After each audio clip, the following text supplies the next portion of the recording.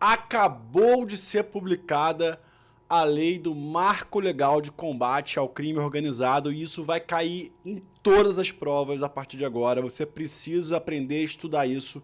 Uma lei muito complexa, com vários detalhes, e aqui eu quero tratar em uma conversa superficial sobre os principais pontos que me chamaram a atenção e eu vou propor uma forma para você estudar isso aqui e conseguir gabaritar as questões dos concursos. Galera, Lei Raul Jungmann, chamada Lei Antifacção, Lei 15.358, de 24 de março de 2026. Essa lei mudou coisa pra caramba. Tem muita novidade, algumas inconstitucionalidades e algumas análises críticas. Vem comigo nesse vídeo, a gente vai ter uma conversa superficial, mas você vai entender os caminhos para o seu estudo. Obviamente, não ia ter como aqui explicar toda a lei, eu não estudei a lei toda ainda, já li a maior parte, e a gente vai ter que se adaptar a essa lei, a gente vai ter que estudar isso muito a fundo, não só para o concurso, mas na nossa atividade prática. Ela mudou artigos importantes de várias leis do país e ela trouxe novidades que podem sim tornar mais eficiente o combate ao crime organizado. Muito embora não acredite que o aumento de penas e rigor penitenciário faça isso, mas a lei traz novidades importantes de medidas assecuratórias, confisco alargado, ações autônomas, que podem ser muito eficientes no combate ao braço financeiro. E eu acho que essa é a parte mais importante dessa lei. Agora, como é que eu estudaria isso hoje se eu tivesse ainda prestando concurso? Eu ia ver, primeiramente, eu sempre fui fã do Dizer o Direito, do Márcio do Dizer o Direito, eu ia ver se o Dizer o Direito teria alguma análise, eles publicam isso gratuitamente, e depois ia ler outros artigos do Conjur, migalhas, nomes de peso na matéria. Eu não sou um especialista na matéria, muito embora eu trabalhe na prática com essa matéria. Então, eu iria, primeiramente, ir atrás de materiais que fizessem uma análise profunda sobre isso. Mas antes, obviamente, eu ia ler essa lei inteira e eu ia atualizar os meus materiais. Como eu já disse em outros vídeos, eu tinha 23 cadernos escritos e eu iria, se eu estivesse hoje estudando, pegar a lei e atualizar esses materiais como eu sempre fiz. Então, se a lei mudou algum artigo importante que estava no meu caderno, eu ia num artigo e eu ia mudar. Então, atualize primeiramente seus materiais. Faça isso, atualizar os materiais de estudo. E memorizar ali os principais artigos que foram alterados. Eu já tinha anotado nos meus cadernos aqueles artigos que mais eram importantes, que mais caíam em prova. Se esses artigos mais importantes foram alterados, dá uma lida e memoriza isso. Vou dar um exemplo. O artigo que foi alterado, artigos da prisão preventiva, artigos de medidas securatórias, artigo dos efeitos da condenação penal, já iria memorizar esses artigos sem sombra de dúvidas. E agora eu vou falar um pouco dos destaques, daquilo que mais me chamou a atenção nessa lei, que eu acho que você precisa estudar muito esses pontos aqui. Primeiramente, já no início da lei, a criação de um novo tipo penal, crime de domínio social estruturado. Estranho, um crime estranho, né? Um tipo misto alternativo, ou seja, a prática de qualquer uma daquelas condutas listadas vai ser um crime só. Então, principais questionamentos que eu faço aqui em relação a esse tipo penal. As penas me parecem ser muito excessivas. 20 a 40 anos, você tem condutas ali muito graves e condutas que não são tão graves. Então, botar todas elas no mesmo tipo penal, com o mesmo preceito secundário, 20 a 40 anos, me parece desproporcional para algumas condutas ali. Então, já poderia ali questionar a constitucionalidade do preceito secundário para algumas condutas que o tipo penal prescreve ali. Dúvida, é um crime próprio? Eu acho que sim, me parece um crime próprio porque o tipo menciona que são condutas praticadas por integrantes de organização criminosa ultraviolenta. E aí a gente tem no parágrafo 2º ali embaixo o conceito de organização criminosa ultraviolenta. Me parece que esse conceito integra, faz parte do tipo objetivo. É um elemento típico. Então, se o autor das condutas precisa ser um integrante de uma organização criminosa ultraviolenta, o conceito de organização criminosa ultraviolenta integra o tipo penal. E aí ele vai descrever o que é essa ORCRIM ultraviolenta. Grupamento de 3 ou mais pessoas que empregam a violência, grave ameaça ou coação para impor, aqui está o suprassumo da coisa. Controle territorial ou social. Vírgula, intimidar populações ou autoridades ou atacar serviços, infraestrutura ou equipamentos essenciais ou que pratica atos destinados à execução dos crimes tipificados nessa lei. Aí dá uma abertura geral. Mas me parece que a questão do controle social territorial é o elemento central aqui, porque o nome do tipo é crime de domínio social estruturado. Então me parece que esse elemento ele precisa integrar as condutas praticadas. As condutas não são praticadas isoladamente, elas têm um contexto de domínio social estruturado no âmbito do que essas facções criminosas já fazem há muito tempo. Então me parece, é um crime de concurso necessário? Me parece que sim. É preciso que haja a constituição, a integração a uma ORCRIM ultraviolenta, que haja a prática daquelas condutas listadas.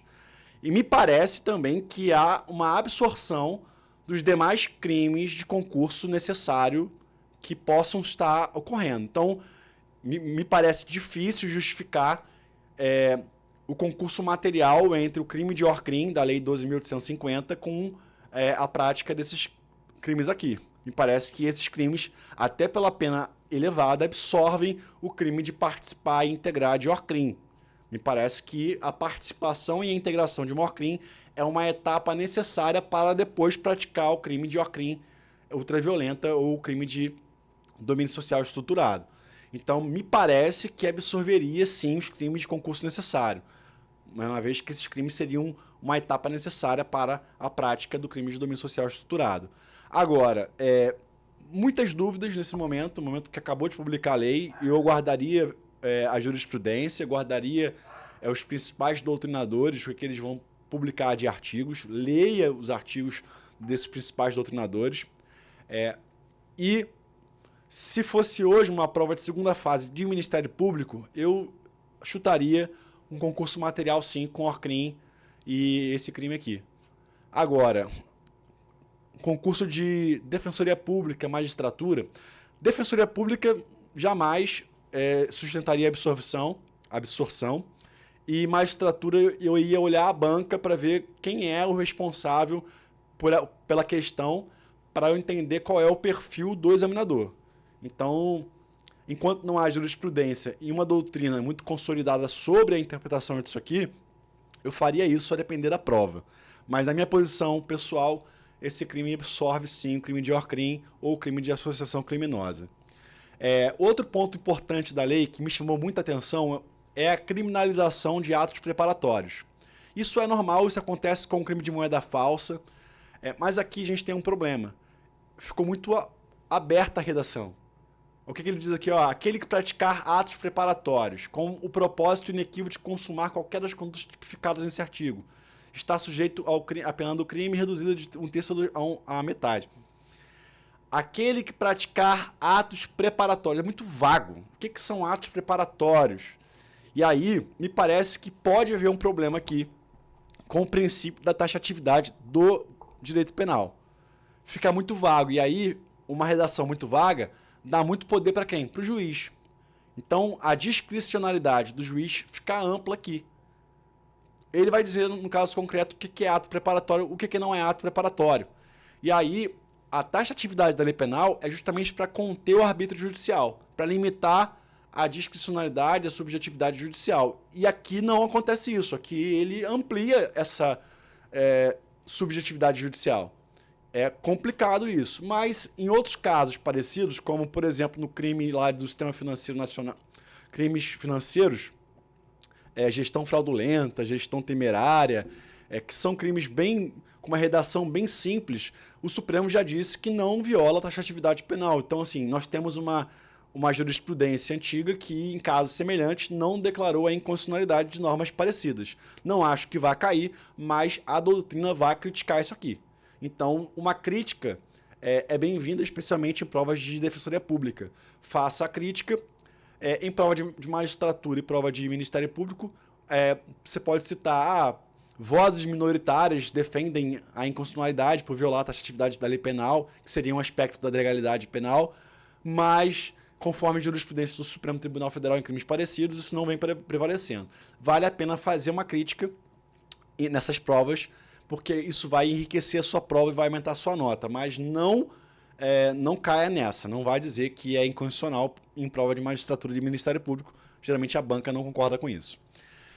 Outro ponto que me chamou atenção, crime de favorecimento ao domínio social estruturado. Então ele narra algumas condutas que favorecem o crime principal e tipificam como condutas autônomas, que são crimes autônomos. Perceba, essa é uma exceção dualista à teoria monista. Fale isso na sua prova que você vai te dar uma boa nota. Por que é uma exceção dualista à teoria monista? Porque, em regra, o partícipe ele responde pelo mesmo fato praticado pelo autor do tipo penal. Artigo 29 do Código Penal. Quem favorece, quem estimula, incita, fornece meios materiais para a prática do crime principal, incorre nas mesmas penas do autor segundo a sua culpabilidade. Mas aqui tem um tipo próprio. O partícipe aqui, ele não vai responder pelo mesmo tipo do autor do crime. Ele tem um tipo próprio só para ele. Então, é algo a se notar e algo a se destacar em uma prova subjetiva que vai enriquecer a sua prova. Me parece que o inciso 2 pode ter um problema de inconstitucionalidade.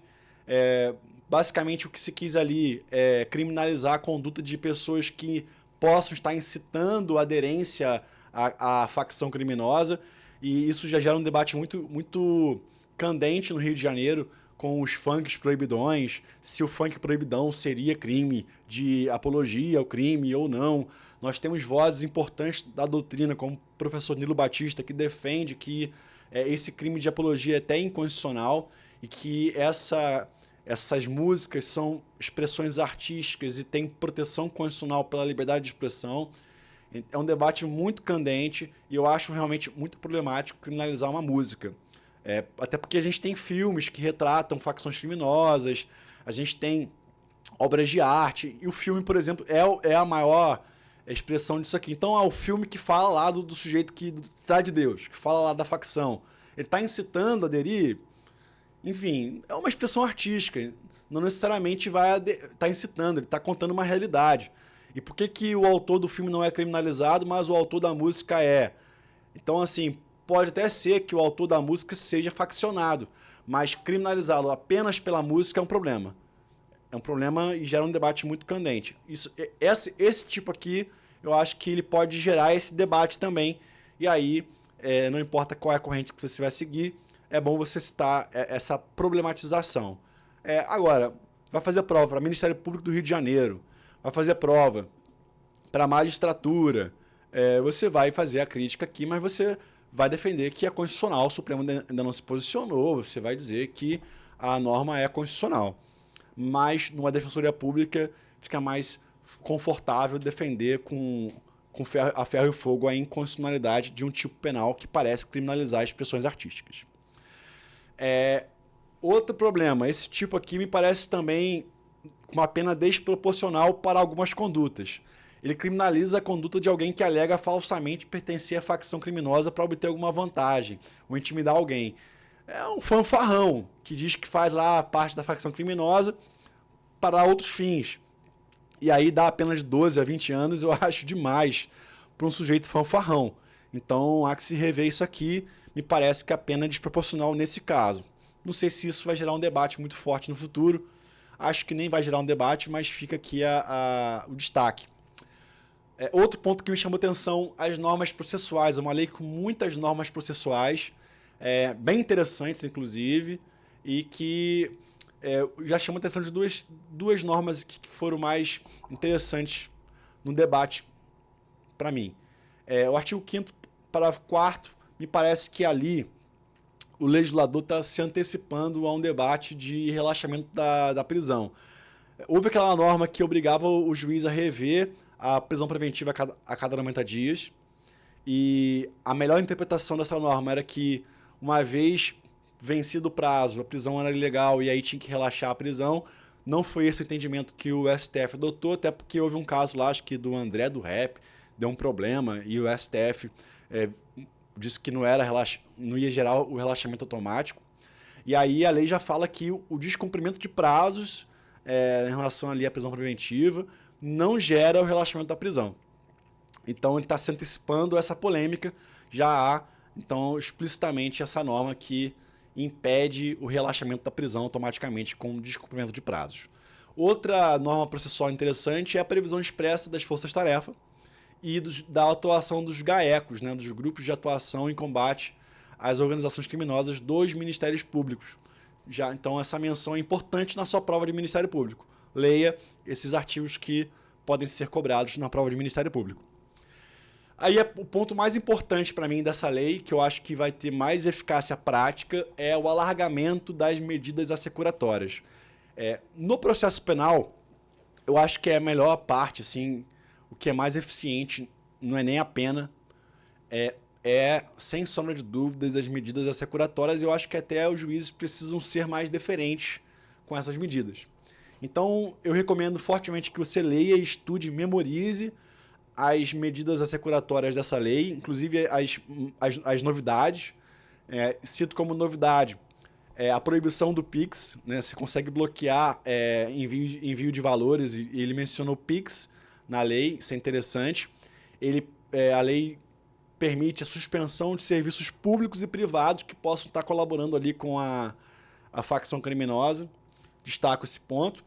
E o ponto que eu achei mais interessante mesmo foi a possibilidade de intervenção judicial na pessoa jurídica que colabore com a facção criminosa, ou que faça ato de recepção. Parece uma falência, parece uma liquidação extrajudicial de um banco. O juiz vai nomear um interventor. É bem interessante e eu recomendo fortemente o estudo dessa parte da lei. Intervenção judicial na pessoa jurídica no contexto de prática desse crime de domínio social estruturado.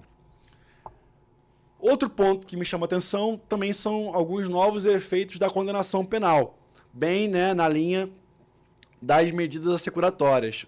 Também recomendo fortemente o estudo, leitura e memorização desses artigos, inclusive nas modificações do Código Penal.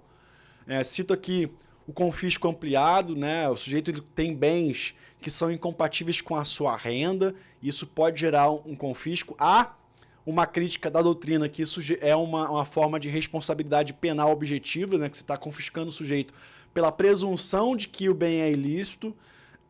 Particularmente, não discordo disso. Acho que caminhamos melhor com uma medida dessa do que com uma pena absurda que vai encarcerar mais pessoas pobres e negras e vai gerar mais faccionados. Eu acho que o encarceramento é uma medida atrasada, superada, mas esse confisco alargado aqui eu vejo com bons olhos. Não vejo problema nessa medida. Talvez pudesse ser aplicada no direito civil, mas está no direito penal, ela vem de novo nessa lei. Já foi prevista em outras leis, ela vem de novo aqui. A possibilidade de dissolução da pessoa jurídica também não é novidade. Na lei de crimes ambientais nós já temos previsão parecida, agora essa lei traz essa previsão também. E a proibição de contratar com o poder público também não é novidade, já estava prevista na lei de improbidade administrativa e passa aqui também nessa lei. Eu gostei dessas partes extrapenais, né? ainda que seja no próprio processo penal, porque atinge a parte financeira da organização criminosa, que, a meu ver, é mais inteligente do que simplesmente aumentar o rigor penitenciário e aumentar as penas. Então, destaco que tem outros efeitos, leiam esses efeitos da condenação, memorizem, porque eles vão cair em prova e vão cair muito em prova. Uma das partes mais legais que eu achei aqui foi a previsão de uma ação civil autônoma para perdimento de bens.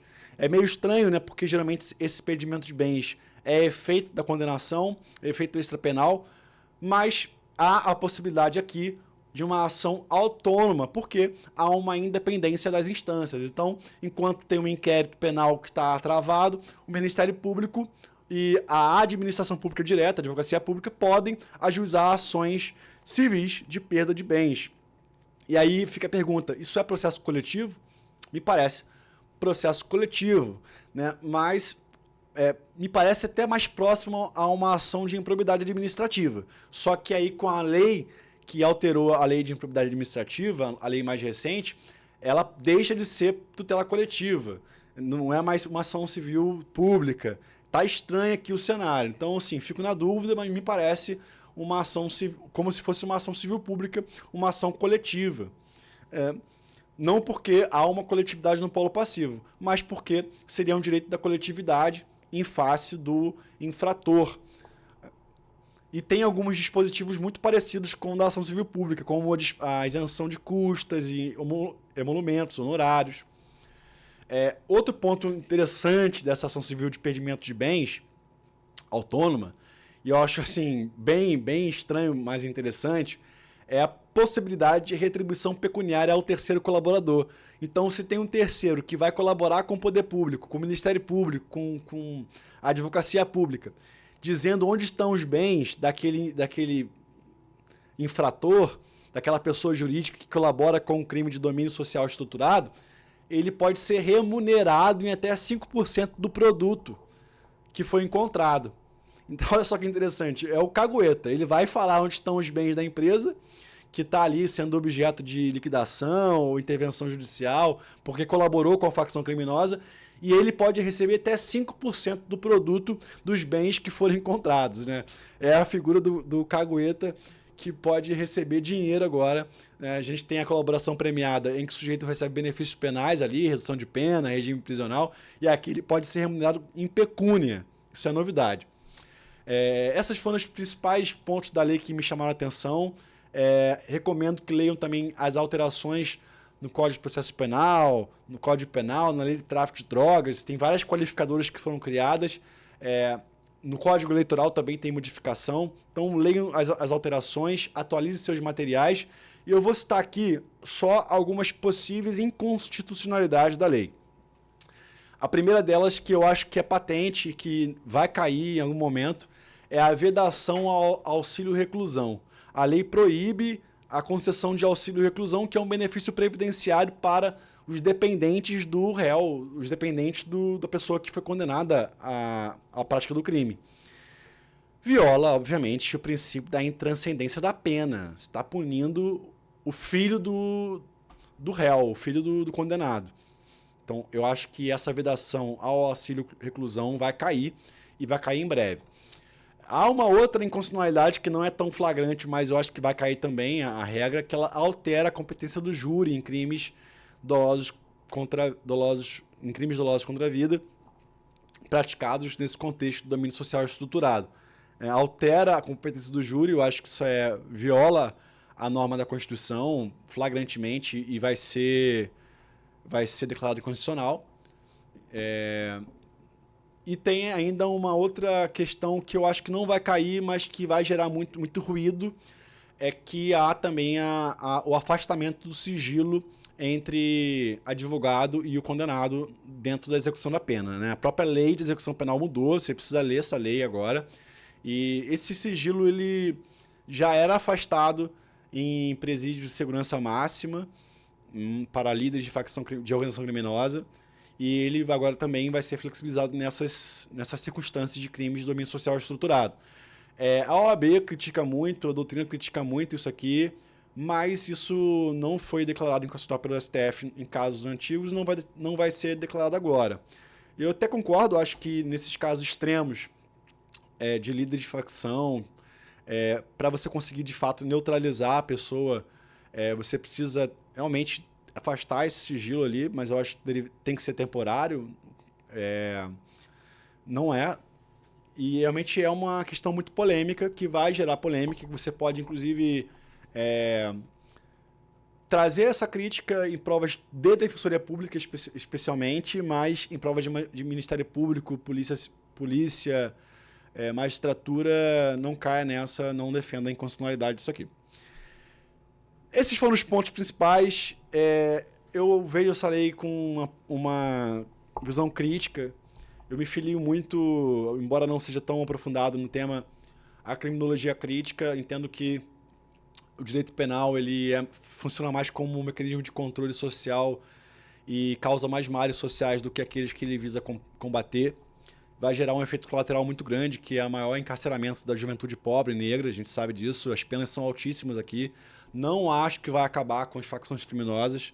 A gente tem visto essa reação de populismo penal há muito tempo, aumentando o rigor penitenciário, aumentando as penas, e as facções estão aí, o tráfico de drogas está aí, as milícias estão aí.